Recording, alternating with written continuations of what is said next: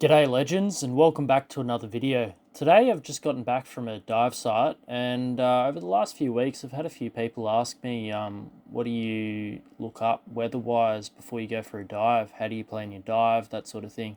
And before I took you through that, I just wanted you to let you know I've got a new video out.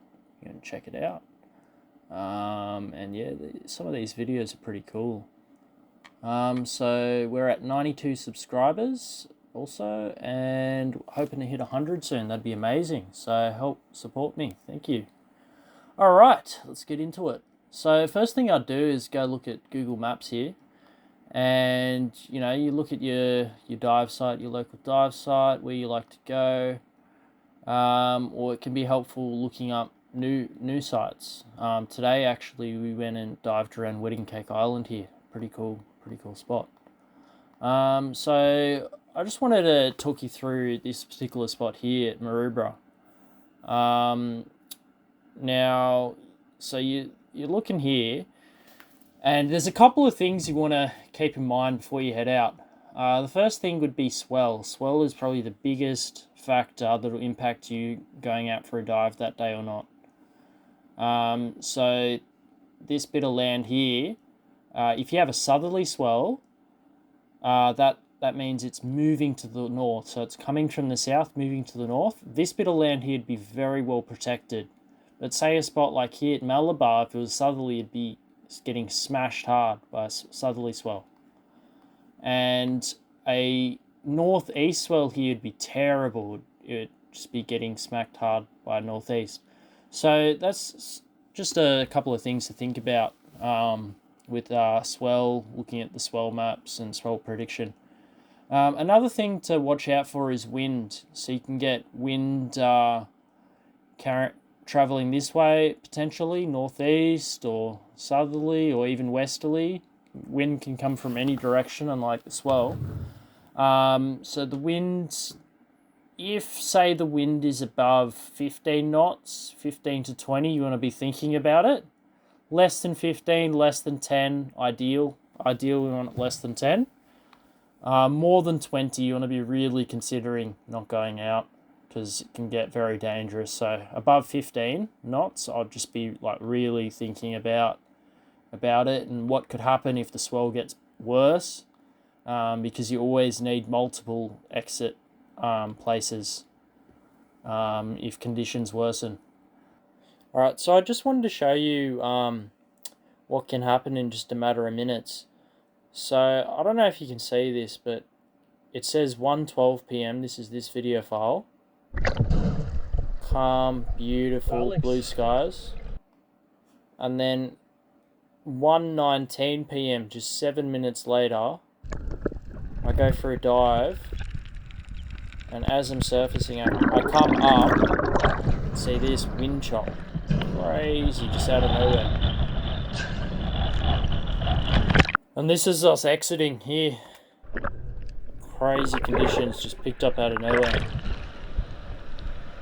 So pretty wild exit, no big flat rocks to get out on. Hey bro, when you get up, can I pass in my shit? Thank you. Just wild. Wicked fun, You go can't first, lie. Jack.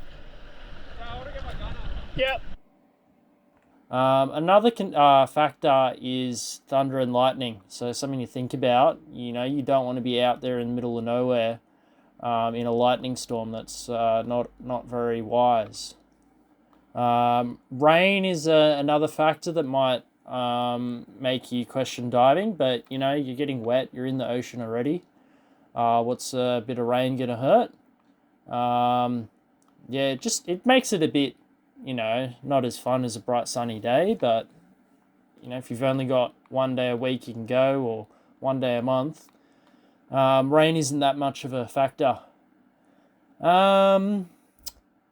Yeah, so that's the main things there to look out for. So I've got a few other programs up here open that we can look at. Say here, we'll go for this one. So this is my second attempt at recording, so I'll just zoom out a bit. This one here, I sent it the other day, and it actually tells you the chlorophyll. And chlorophyll is basically how green the water is, how much algae is in the water. And they don't update this every day, so unfortunately the last date we can look at is the 30th of December. But when you open this program, you have to click on this chlorophyll option here. On mobile, it's a little bit different.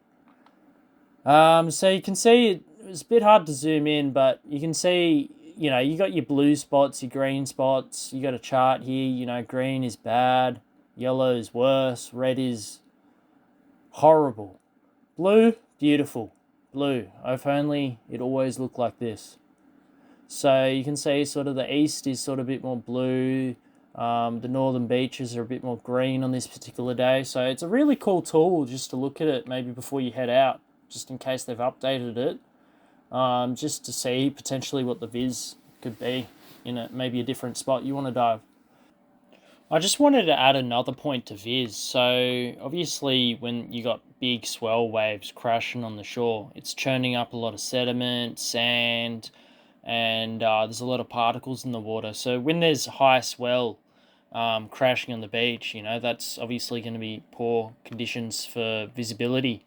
But the other thing is, like, you know, a medium sort of 1.4 around that sort of average range, southerly swells actually make the viz better. There's a really good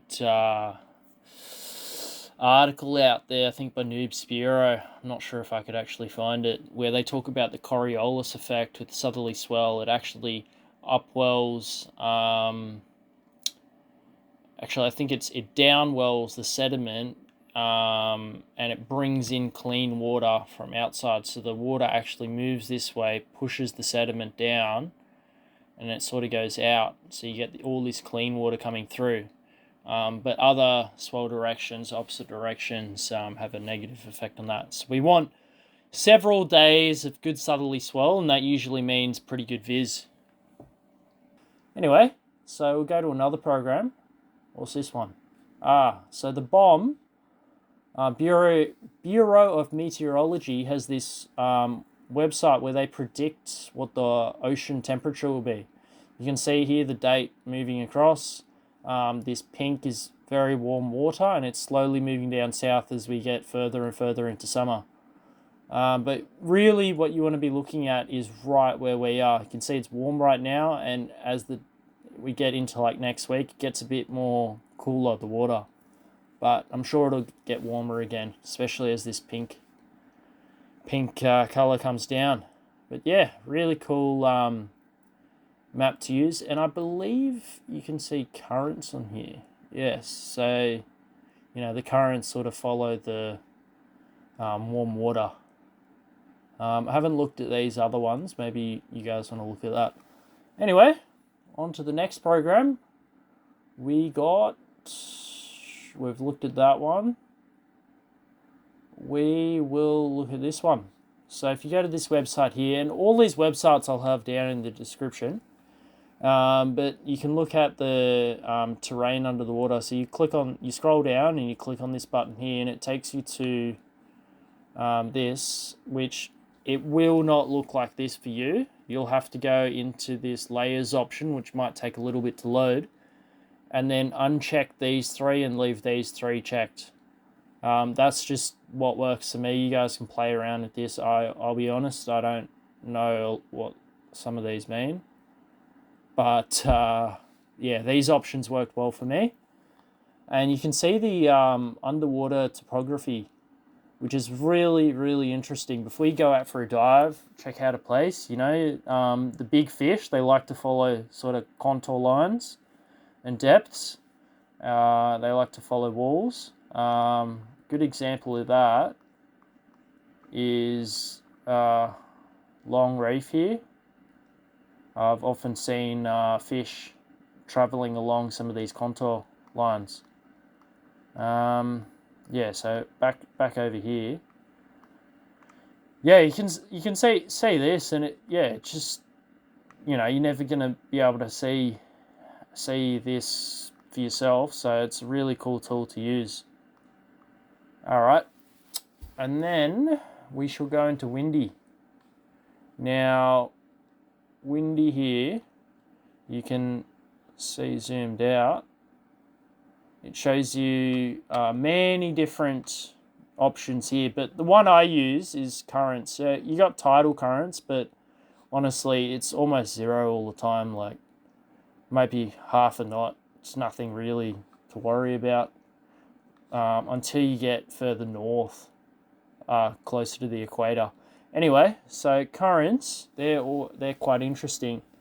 And if we zoom in here into Sydney, you can see this colour here and this colour here. Oh, there's a scale under here. You can see what the different readings are. So right now off Sydney, it's about 1 knot of current, which is pretty strong. And you can see that further up north, it's a bit less, 0.9. And what we've found is that the bait and the pelagic fish, they often like to go to an area where that's getting hit hard by current.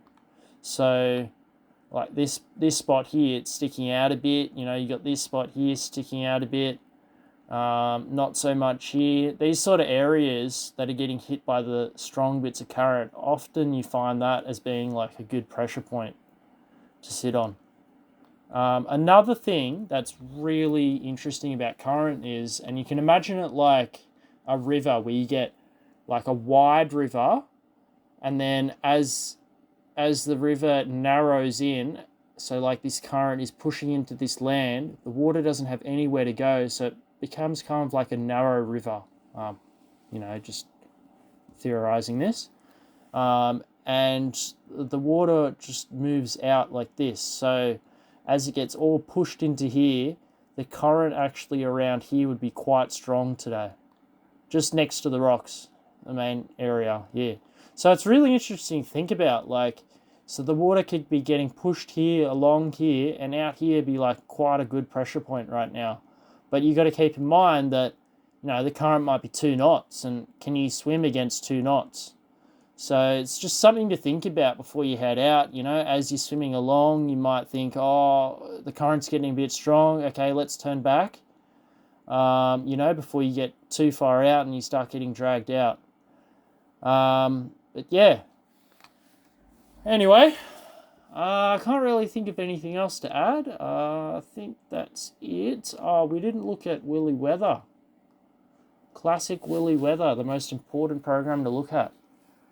Save the best for last. So, yeah, this is the main app I actually use to look at forecasts and what the weather's going to be like, with the biggest indication being swell. You can see here today it was a beautiful day. Anything below 1 meter swell is awesome. And you can see over the days progress, it's actually getting quite bad. So I wouldn't go anything above 1.8, and a northeast 1.6. I would not be going to Maroubra in a northeast above 1.6. It just gets too dangerous. So yeah, just really cool thinking about swell direction. You got tides. Supposedly at high tide, the viz is better than low tide, but I'll just go whenever I have time. You got rainfall. I don't think we need explanation about this. And wind. This is in kilometers. Knots is roughly half, so you can see this is about 16 knots, which is sort of pushing it a bit, and then as you go along to here, this is like 24 knots, which is just dangerous, very bad. So yeah, it's just interesting to think about, which way the wind is traveling, and what's that going to make a difference to your dive.